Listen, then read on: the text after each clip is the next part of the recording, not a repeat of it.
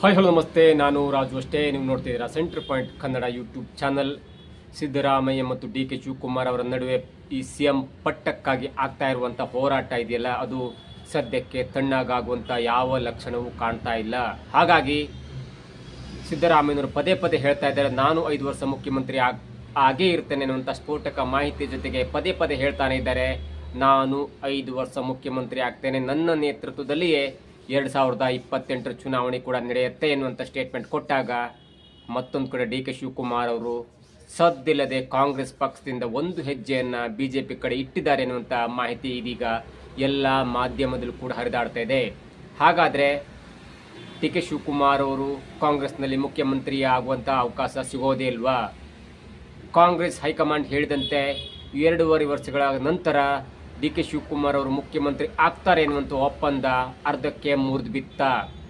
ಹಾಗಾದರೆ D K Shivakumar ಅವರು ಬಿಜೆಪಿಗೆ ಕಾಲಿಡ್ಲಿಕ್ಕೆ ಯಾಕೆ ಮನಸ್ಸು ಮಾಡಿದ್ರು? ತನ್ನ ಪ್ರೀತಿಯ ಮಗಳು ಐಶ್ವರ್ಯ ಹೇಳಿದ ಮಾತಿಗೆ ತಲೆದೂಗಿ ಇದೀಗ ಕಾಂಗ್ರೆಸ್ ಪಕ್ಷವನ್ನು ಬಿಟ್ಟು ಬಿಜೆಪಿಗೆ ಬರಲಿಕ್ಕೆ ಮುಂದಾದ್ರ. ಬಿಜೆಪಿಗೆ ಬಂದರೆ ಯಾವ ಲಾಭ ಡಿ ಕೆ ಶಿವಕುಮಾರ್ ಅವರಿಗೆ ಆಗುತ್ತೆ? ಇವೆಲ್ಲವನ್ನು ನೋಡೋಣ. ಅದಕ್ಕಿಂತ ಮೊದಲು ಇಲ್ಲಿ ತನಕ ನಮ್ಮ ಚಾನಲ್ನ ಸಬ್ಸ್ಕ್ರೈಬ್ ಮಾಡಿಲ್ಲ ಅಂದರೆ ಈಗಲೇ ಸಬ್ಸ್ಕ್ರೈಬ್ ಮಾಡಿ, ಜೊತೆಗೆ ಕಾಮೆಂಟ್ಗಳ ಮುಖಾಂತರ ತಮ್ಮ ಅಭಿಪ್ರಾಯವನ್ನು ತಿಳಿಸಬಹುದು. ವೀಕ್ಷಕರು, 2023ರಲ್ಲಿ ಕೆಪಿಸಿಸಿ ಅಧ್ಯಕ್ಷರಾಗಿದ್ದಂಥ ಮತ್ತು ಈಗ ಅಧ್ಯಕ್ಷರಾಗಿರುವಂಥ ಡಿ ಕೆ ಶಿವಕುಮಾರ್ ಅವರ ನೇತೃತ್ವದಲ್ಲಿ 5 ಗ್ಯಾರಂಟಿಗಳನ್ನ ಘೋಷಣೆ ಮಾಡಿ ಸಿದ್ದರಾಮಯ್ಯನವರ ಮಾಸ್ ಒಂದು ಪ್ರಭಾವವನ್ನು ಬಳಸಿಕೊಂಡು ಕಾಂಗ್ರೆಸ್ ಪಕ್ಷ ಸರಿಸುಮಾರು 136 MLAಗಳನ್ನ ಗೆಲ್ಸ್ಕೊಂಡು ಬಂತು. ಅದಾದ ನಂತರ ಸಿದ್ದರಾಮಯ್ಯನವರು ತಾನು ಮುಖ್ಯಮಂತ್ರಿ ಆಗಬೇಕಂದ್ರು. ಮತ್ತೊಂದು ಕಡೆ ಡಿ ಕೆ ಶಿವಕುಮಾರ್ ಅವರು ಸಾಂಪ್ರದಾಯಿಕವಾಗಿ ಅಂದರೆ ಯಾರು ಕೆಪಿಸಿಸಿ ಅಧ್ಯಕ್ಷರಾಗಿರ್ತಾರೆ ಅವರ ನೇತೃತ್ವದಲ್ಲಿ ಗೆದ್ದರೆ ಅವರೇ ಮುಖ್ಯಮಂತ್ರಿ ಪಟ್ಟಕ್ಕೆ ಅರ್ಹರಾಗ್ತಾರೆ ಅನ್ನುವಂಥ ಕಾಂಗ್ರೆಸ್ನ ಅಲಿಖಿತ ನಿಯಮ ಇದೆಯಲ್ಲ, ಅದಕ್ಕೆ ಜೋತು ಬಿದ್ದಂಥ ಡಿ ಕೆ ಶಿವಕುಮಾರ್ ತಾನೇ ಮುಖ್ಯಮಂತ್ರಿ ಆಗ್ತಾನೆ ಅನ್ನುವಂಥ ಹಠಕ್ಕೆ ಬಿದ್ದರು. ಅದಾದ ನಂತರ ಯಾವೆಲ್ಲ ಪ್ರಸಂಗ ಆಯಿತು, ಏನೆಲ್ಲ ಹಕ್ಕಿಕಾಯಿತು, ಎಷ್ಟು ದಿನ ಮುಖ್ಯಮಂತ್ರಿ ಪಟ್ಟಕ್ಕೆ ಘೋಷಣೆ ಆಗಲಿಲ್ಲ ಎನ್ನುವುದು ಇದೀಗ ಹಳೆಯ ಕತೆ. ಆದರೆ ಇದೀಗ ಹೈಕಮಾಂಡ್ ಒಪ್ಪಂದಂತೆ 2.5 ವರ್ಷ ಕೂಡ ಆಗಿದೆ. ಆಗ್ತಾ ಬಂದರೆ ಕೇವಲ 2 ತಿಂಗಳು ಕೂಡ ಬಾಕಿ ಆಗಿದೆ. ನವೆಂಬರ್ 5 ಅಥವಾ 10ಕ್ಕೆ ಆ 2.5 ವರ್ಷಗಳ ಅವಧಿ ಕೂಡ ಮುಗಿಯುತ್ತೆ. ಅದಾದ ನಂತರ ಆಸ್ ಯೂಶುವಲ್ ಹೈಕಮಾಂಡ್ ಒಪ್ಪಂದದಂತೆ ಡಿ ಕೆ ಶಿವಕುಮಾರ್ ಮುಖ್ಯಮಂತ್ರಿ ಪಟ್ಟವನ್ನು ಅಲಂಕರಿಸ್ತಾರೆ ಅನ್ನುವಂಥ ಮಾತು ಕೂಡ ಡಿ ಕೆ ಶಿ ವಲಯದಿಂದ ಕೇಳಿ ಬರ್ತಾ ಇತ್ತು. ಅವರು ಕೂಡ ಇಂಗ್ಲಿಷ್ನ ಒಂದು ಖಾಸಗಿ ಮಾಧ್ಯಮದಕ್ಕೆ ಹೇಳಿದಂದ್ರೆ ಹೈಕಮಾಂಡ್ ಮುಂದೆ ಒಪ್ಪಂದ ಆಗಿದೆ, ಕಾಲ ಕೂಡ ಬರುತ್ತೆ ಅನ್ನುವಂಥ ಮಾತನ್ನು ಕೂಡ ಹೇಳಿದ್ರು. ಆದರೆ ಇದೀಗ ಸಿದ್ದರಾಮಯ್ಯ ಮತ್ತು ಅವರ ತಂಡ ದೊಡ್ಡ ಪ್ಲಾನ್ ಅನ್ನು ಮಾಡಿಕೊಂಡು ಡಿ ಕೆ ಶಿವಕುಮಾರ್ ಅವರನ್ನ ಪಟ್ಟದಿಂದ ದೂರ ಇರಲಿಕ್ಕೆ, ಜೊತೆಗೆ ಏನಾದರೂ ಡಿ ಕೆ ಶಿವಕುಮಾರ್ ಅವರಿಗೆ ಸಿಎಂ ಪಟ್ಟವನ್ನು ಕೊಟ್ಟರೆ ಗ್ಯಾರಂಟಿ ಯೋಜನೆ ಹಳ್ಳಿ ಹಿಡಿಯುತ್ತೆ ಮತ್ತು ಅವರ ಒಂದು ತಂಡವನ್ನು ಕಟ್ಟಿಕೊಂಡು ಅನೇಕರನ್ನ ಮುಗಿಸ್ತಾರೆ ಎನ್ನುವಂಥ ಒಂದು ಪ್ಲಾನ್ ಇಟ್ಕೊಂಡು ಡಿ ಕೆ ಶಿವಕುಮಾರ್ ಅವರನ್ನ ದೂರ ಮಾಡಲಿಕ್ಕೆ ಹೈಕಮಾಂಡ್ ಮೇಲೆ ಒತ್ತಡ ಹೇರ್ತಾ ಇದ್ರು. ಜೊತೆಗೆ ಬೇಕಾದಂಥ ಒಂದು ಪೊಲಿಟಿಕಲ್ ಸ್ಟ್ರಾಟಜಿ ಕೂಡ ಮಾಡ್ತಾನೆ ಇದ್ರು. ಇದೆಲ್ಲದರಿಂದ ಡಿ ಕೆ ಶಿವಕುಮಾರ್ ಅವರಿಗೆ ಒಂದು ಅರ್ಥ ಆಯಿತು, ಏನೇ ಆದರೂ ಕೂಡ ತನ್ನನ್ನು ಮುಖ್ಯಮಂತ್ರಿ ಪಟ್ಟದಲ್ಲಿ ಕೂರಿಸಲಿಕ್ಕೆ ಸಿದ್ದರಾಮಯ್ಯ ಮತ್ತು ಅವರ ತಂಡ ಬಿಡಲ್ಲ. ಹಾಗಾಗಿ ಮುಂದಿನ ದಾರಿ ನೋಡಿಕೊಳ್ಳೇಬೇಕಾಗಿದೆ ಎನ್ನುವಂಥ ಅನಿವಾರ್ಯತೆ ಈ ಹಿಂದೆ ಬಿಜೆಪಿ ಜೊತೆ ಅನೇಕ ಕಾರ್ಯಕ್ರಮಗಳಲ್ಲಿ ಕೈ ಜೋಡಿಸಿದ್ರು. ಸ್ವತಃ ಸದ್ಗುರು ಅವರ ಒಂದು ಕಾರ್ಯಕ್ರಮದಲ್ಲಿ ಅಮಿತ್ ಶಾ ಅವ್ರ ಜೊತೆ ಕೈ ಜೋಡಿಸಿದ್ರು. ಜೊತೆಗೆ ಕಾಂಗ್ರೆಸ್ ಬಿಟ್ಟು ಹೋಗಲ್ಲ ಎನ್ನುವಂಥ ಮಾತನ್ನ ಹೇಳ್ತಾ ಇದ್ರು. ಅಂದರೆ ವಿಧಾನಸೌಧಕ್ಕೆ ಸರ್ಕಾರಕ್ಕೆ ನಾನು ಕಾಂಗ್ರೆಸ್ ಮೆಟ್ಟಲಾಗಿರ್ತೇನೆ ಅನ್ನುವಂಥ ಒಂದು ಸ್ಟೇಟ್ಮೆಂಟ್ ಕೊಡ್ತಾ ಇದ್ರು. ಜೊತೆಗೆ ನನ್ನ ಮಾತೃಪಕ್ಷ ಕಾಂಗ್ರೆಸ್, ಹೀಗಾಗಿ ನಾನು ಯಾವುದೇ ಕಾರಣಕ್ಕೂ ಕೂಡ ಬಿಜೆಪಿಗೆ ಹೋಗಲ್ಲ ಎನ್ನುವಂಥ ಮಾತು ಕೂಡ ಹೇಳಿದ್ರು. ಆದರೆ ಇದೀಗ ಡಿ ಕೆ ಶಿವಕುಮಾರ್ ಅವರಿಗೆ ಕೂಡ ಒಂದಂತೂ ಅರ್ಥ ಆಗಿದೆ. ಈ ಹಿಂದೆ ವಿಧಾನಸೌಧದಲ್ಲಿ ಯಾವಾಗ ಯಡಿಯೂರಪ್ಪನ ಹೇಳಿದ್ರಲ್ಲ, ಡಿ ಕೆ ಶಿವಕುಮಾರ್ ನೀನು ಯಾವುದೇ ಕಾರಣಕ್ಕೂ ಕಾಂಗ್ರೆಸ್ ಪಕ್ಷದಲ್ಲಿ ಮುಖ್ಯಮಂತ್ರಿ ಆಗಲ್ಲ, ಮುಖ್ಯಮಂತ್ರಿಯವನ್ನ ಮಾಡ್ಲಿಕ್ಕೆ ನಿಮ್ಗೆ ಬಿಡಲ್ಲ, ನಮ್ಮ ಪಕ್ಷಕ್ಕೆ ಬನ್ನಿ ನಾವು ಮುಖ್ಯಮಂತ್ರಿ ಮಾಡ್ತೇನೆ ಅನ್ನುವಂಥ ಒಂದು ಸ್ಟೇಟ್ಮೆಂಟ್ ಅನ್ನ ಯಡಿಯೂರಪ್ಪನವರು ಮುಖ್ಯಮಂತ್ರಿ ಆಗಿದ್ದ ಕಾಲದಲ್ಲಿ ಅಂದರೆ ಅವರ ಕೊನೆಯ ಅವಧಿಯಲ್ಲಿ ಹೇಳಿದ್ರು. ಹಾಗಾಗಿ ಇದೀಗ ಡಿ ಕೆ ಶಿವಕುಮಾರ್ ಅವರು ಕೂಡ ಒಂದು ಹೆಜ್ಜೆಯನ್ನ ಬಿಜೆಪಿ ಕಡೆ ಮುಖ ಮಾಡಿದ್ರೆ ಅದಕ್ಕೆ ಮುಖ್ಯವಾದ ಕಾರಣ ಡಿ ಕೆ ಶಿವಕುಮಾರ್ ಅವರು ರಾಜಕಾರಣಿ ಹೌದು, ಜೊತೆಗೆ ಉದ್ಯಮಿ ಹೌದು. ಈಗಾಗಲೇ ಅವರ ಮೇಲೆ ಇಡಿ ಕೇಸ್ ಇದೆ, ಅಂದರೆ ಅಕ್ರಮ ಹಣ ವಹಿವಾಟಿನ ಒಂದು ಕೇಸ್ ಇದೆ. ಎನ್ಫೋರ್ಸ್ಮೆಂಟ್ ಡೈರೆಕ್ಟರೇಟ್ ಕೂಡ ಅದೊಂದು ಕೇಸ್ ದಾಖಲು ಮಾಡಿಕೊಂಡಿದೆ, ಅಕ್ರಮವಾಗಿ ಹಣವನ್ನು ಸಂಗ್ರಹ ಮಾಡಿದಂಥ ಒಂದು ಕೇಸ್ನಲ್ಲಿ.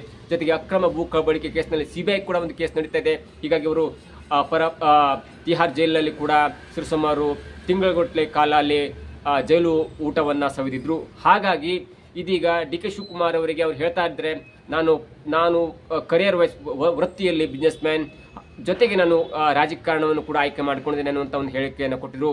ನಿಮಗೆ ಡಿ ಕೆ ಶಿವಕುಮಾರ್ ಅವರಿಗೆ ಒಂದಂತೂ ಅರ್ಥ ಆಗಿದೆ, ನಾನು ಏನೇ ಆದರೂ ಕೂಡ ನಾನು ಏನೇ ಆದರೂ ಕೂಡ ಮುಖ್ಯಮಂತ್ರಿ ಆದರೂ ಕೂಡ ಕೆಲವು 2 ವರ್ಷ ಅಥವಾ 2.5 ವರ್ಷಗಳ ಮುಖ್ಯಮಂತ್ರಿ ಆಗ್ಬೋದು. ಆದರೆ ನನ್ನ ಸಾವಿರಾರು ಕೋಟಿ ಆಸ್ತಿಯನ್ನು ಉಳಿಸ್ಕೊಳ್ಬೇಕಂದ್ರೆ ಇಡಿ ಮತ್ತು ಸಿಬಿಐ ಕೇಸಿಂದ ದೂರ ಆಗಬೇಕು, ಅದರಿಂದ ಕ್ಲಿಯರ್ ಆಗಬೇಕು ಅನ್ನುವಂಥ ಒಂದು ಹಿನ್ನೆಲೆಯಲ್ಲಿ ಪದೇ ಪದೇ ಅವರಿಗೆ ಒಂದು ಅರ್ಥ ಆಗ್ತಿತ್ತು.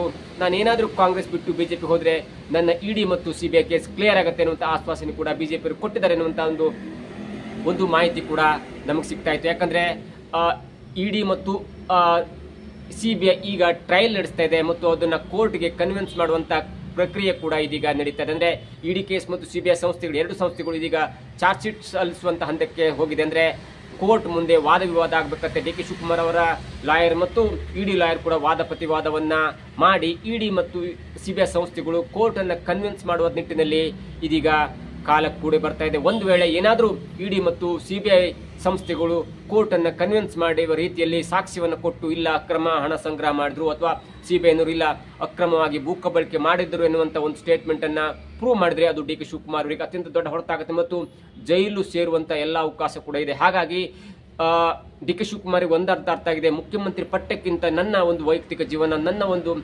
ಸಾಮ್ರಾಜ್ಯ ಕಟ್ಟಿದ ಸಾಮ್ರಾಜ್ಯ, ಅದರಲ್ಲೂ ಬಿಸ್ನೆಸ್ ಮ್ಯಾನ್ ಅನ್ನುವಂಥ ಒಂದು ಸಾಮ್ರಾಜ್ಯ ಕಟ್ಕೊಂಡಿದ್ದೇನೆ. ಹಾಗಾಗಿ ಆ ಸಾಮ್ರಾಜ್ಯ ಉಳಿಬೇಕಂದ್ರೆ ನಾನು ಮೊದಲ ಬಾರಿಗೆ ಇಡಿ ಮತ್ತು ಸಿಬಿಐ ಕೇಸ್ನಿಂದ ಹೊರಗೆ ಬರಬೇಕು.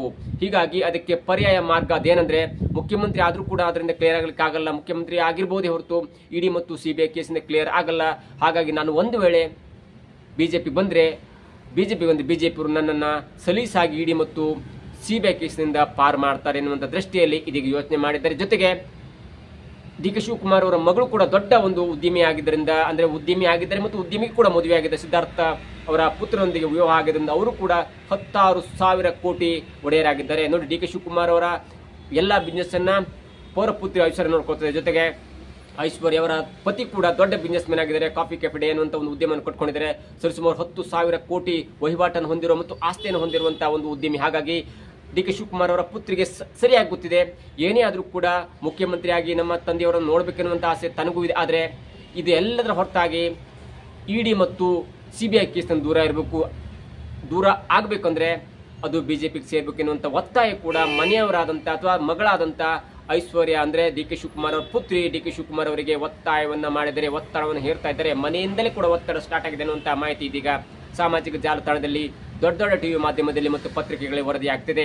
ಇವೆಲ್ಲವನ್ನ ನೋಡ್ತಾ ಇದ್ರೆ ಡಿ ಕೆ ಶಿವಕುಮಾರ್ ಅವರಿಗೆ ಒಂದೊಂದು ಅರ್ಥ ಆಗಿದೆ, ಕಾಂಗ್ರೆಸ್ ಪಕ್ಷದಲ್ಲಿ ನನಗೆ ಎಷ್ಟು ಹತ್ರ ಇದ್ದಾರೋ ಜನ, ಅಥವಾ ರಾಹುಲ್ ಗಾಂಧಿ, ಸೋನಿಯಾ ಗಾಂಧಿ, ಪ್ರಿಯಾಂಕಾ, ಮಲ್ಲಿಕಾರ್ಜುನ್ ಎಲ್ಲರೂ ಕೂಡ ನನಗೆ ಹತ್ರವಾದರೂ ಕೂಡ ನನ್ನ ಬಿಸ್ನೆಸ್ ಬೆಳಿಬೇಕು, ನನ್ನ ಸಾಮ್ರಾಜ್ಯ ಉಳಿಬೇಕಂದ್ರೆ ನಾನು ಬಿಜೆಪಿ ಕಡೆ ಮುಖ ಮಾಡಲೇಬೇಕೆನ್ನುವಂತ ಒಂದು ಹಠಕ್ಕೆ ಅಥವಾ ನಿರ್ಧಾರಕ್ಕೆ ಬಂದಂತಿದೆ. ನೀವೇನಾದ್ರೂ ಮುಖ್ಯಮಂತ್ರಿ ಪಟ್ಟ ಕೊಟ್ಟಿಲ್ಲ ಅಂದ್ರೆ ನಾನು ಏನೋ ಬೇಸರ ಮಾಡ್ಕೊಳ್ಳಲ್ಲ, ಇರುವ ತನಕ ಉಪಮುಖ್ಯಮಂತ್ರಿಯಾಗಿ ಮುಂದುವರಿತೇನೆ. ಅದಾದ ನಂತರ ನನಗೆ ಕಾಲು ಕೂಡ ಬಂದಾಗ, ನನಗೆ ಒಂದು ಟೈಮ್ ಸಿಕ್ಕಾಗ, ನನಗೆ ಒಂದು ಮನ್ಸು ಬಂದಾಗ ನಾನು ಕಾಂಗ್ರೆಸ್ ಪಕ್ಷವನ್ನ ಬಿಟ್ಟು ಬಿಜೆಪಿಗೆ ಸೇರ್ತೇನೆ. ಕೇವಲ ಅಲ್ಲಿ MLA ಆಗಿರ್ತೇನೆ ಅಥವಾ ಪಕ್ಷದಿಂದ ದೂರ ಇರ್ತೇನೆ, ಬಿಜೆಪಿಗೆ ಸಪೋರ್ಟ್ ಮಾಡ್ತೇನೆ. 2028 ತನಕ ನಾನು ಕಾಂಗ್ರೆಸ್ ಪಕ್ಷದಿಂದ ದೂರವನ್ನು ಕಾಯ್ದುಕೊಳ್ತೇನೆ ಅನ್ನುವ ನಿಟ್ಟಿನಲ್ಲಿ 2028ಕ್ಕೆ ಅಧಿಕೃತವಾಗಿ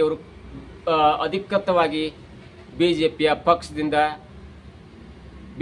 ಪಕ್ಷದಿಂದ ಚುನಾವಣೆ ಎದುರಿಸುವಂತ ಮತ್ತು ಮುಂದೆ ಸಿಗುವಂತ ಅವಕಾಶವನ್ನು ಬಳಸಿಕೊಳ್ಳುವಂತ ಎಲ್ಲ ಸಾಧ್ಯತೆ ಕೂಡ ಇದೆ ಎನ್ನುವಂತ ಸುದ್ದಿ ಇದೀಗ ಹರಿದಾಡ್ತಾ ಇದೆ. ಅದಕ್ಕೆ ಮೂಲ ಕಾರಣ ಡಿ ಕೆ ಶಿವಕುಮಾರ್ ಅವರ ಮಗಳು ಹೇಳಿದಂತ ಒತ್ತಡ ಮತ್ತು ಸಲಹೆ.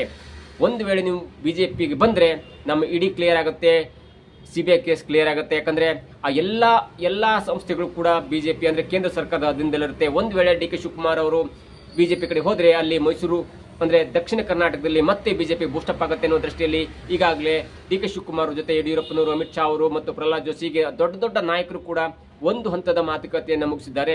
ನೀವೇನಾದ್ರೂ ಕಾಂಗ್ರೆಸ್ ಪಕ್ಷದಲ್ಲಿ ಮುಖ್ಯಮಂತ್ರಿ ಆಗ್ಲಿಲ್ಲ ಅಂದ್ರೆ ನಮ್ಮ ಪಕ್ಷಕ್ಕೆ ಬನ್ನಿ ಅನ್ನುವಂತ ಒಂದು ಸಲಹೆ ಕೂಡ ಈಗಾಗಲೇ ಕೊಟ್ಟಿದ್ದಾರೆ. ಜೊತೆಗೆ ಡಿ ಕೆ ಶಿವಕುಮಾರ್ ಮತ್ತು ವಿಜೇಂದ್ರ ಈಗಾಗಲೇ ಹೇಳ್ಕೊಂಡಂತೆ ನಾವಿಬ್ರು ಕೂಡ ಬಿಸ್ನೆಸ್ ಪಾರ್ಟ್ನರ್ ಆಗಿದ್ದೇವೆ. ನಮ್ಮ ಬೇರೆ ವಲಯದಲ್ಲಿ ನಾವು ಬಿಸ್ನೆಸ್ ಪಾರ್ಟ್ನರ್ ಆಗಿದ್ದರೆ ನಾವು ರಾಜಕೀಯಕ್ಕೆ ಬಂದಾಗ ನಮ್ಮ ಮತ್ತು ಅವರ ಒಂದು ಅಜೆಂಡಾ ಬೇರೆ ಇರುತ್ತೆ. ನಾವಿಬ್ರು ಪಕ್ಷದ ಕಾರ್ಯಕರ್ತರಾಗಿ ದುಡಿಬೇಕಾಗುತ್ತೆ. ಹಾಗಾಗಿ ನಮ್ಮ ಇಬ್ಬರ ಮಧ್ಯೆ ರಾಜಕೀಯ ಹೊಂದಾಣಿಕೆ ಇಲ್ಲ ಎನ್ನುವಂತ ಸ್ಟೇಟ್ಮೆಂಟ್ ಕೊಟ್ಟರು ಕೂಡ ಅವರ ಇಬ್ಬರ ಹೊರತಾಗಿ, ರಾಜಕೀಯದ ಹೊರತಾಗಿ ಇಬ್ರು ಕೂಡ ಬಿಸ್ನೆಸ್ ಪಾರ್ಟ್ನರ್ ಆಗಿದ್ದಾರೆ.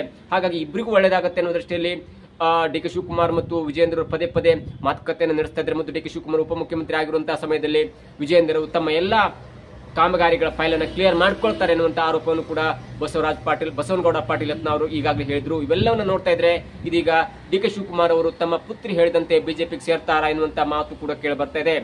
ಜೊತೆಗೆ ಸಿದ್ದರಾಮಯ್ಯನವರು ಒಂದು ವೇಳೆ ಅವರಿಗೆ ಬಿಟ್ಟುಕೊಟ್ಟಿಲ್ಲ ಅಂದ್ರೆ ನವೆಂಬರ್ 5ರ ವೇಳೆಗೆ ಅಥವಾ ನವೆಂಬರ್ 10ರ ವೇಳೆಗೆ ಬಿಟ್ಟುಕೊಟ್ಟಿಲ್ಲ ಅಂದ್ರೆ ಆ ಮಾತು ಕ್ಲಿಯರ್ ಆಗುತ್ತೆ. ಆದ್ರೆ ಅದಕ್ಕಿಂತ ಮುಖ್ಯವಾಗಿ ಜನವರಿ ತನಕ ದೇವರಾಜು ಅರಸು ಅವರ ಒಂದು ದಾಖಲೆಯನ್ನು ಮುರಲಿಕ್ಕೆ ಕಾದು ಕುಳಿತಂತಿದೆ ಸಿದ್ದರಾಮಯ್ಯನವರು.